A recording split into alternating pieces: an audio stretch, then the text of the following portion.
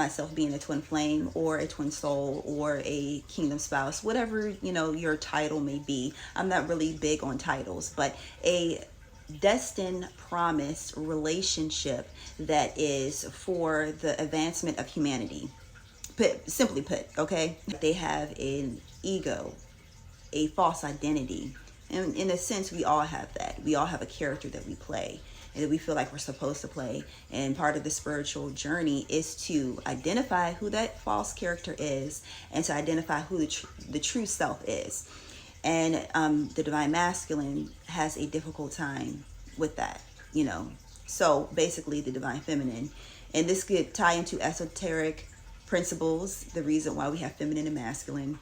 You know, I'm not going to go into that. Yeah, I'm trying to make this video shorter.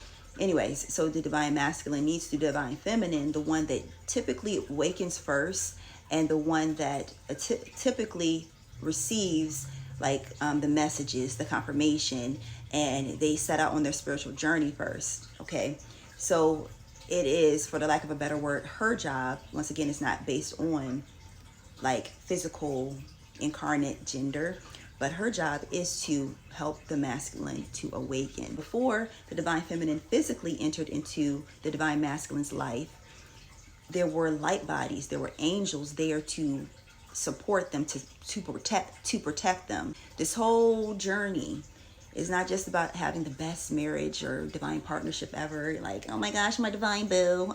Yes, yeah. You see the ring? You know, we have the best life. Yeah, you will have that. Yeah, and you have the best relationship. You'll have the best fill in the blank.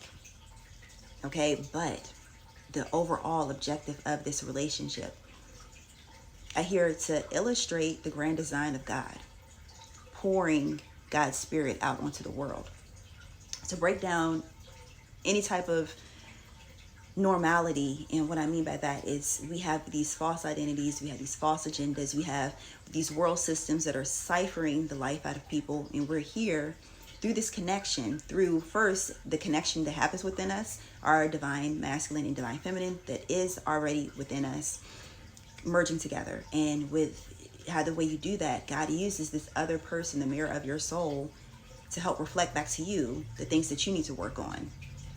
And as you guys get closer and closer, the intensity of that connection strengthens and solidifies into the physical. Okay?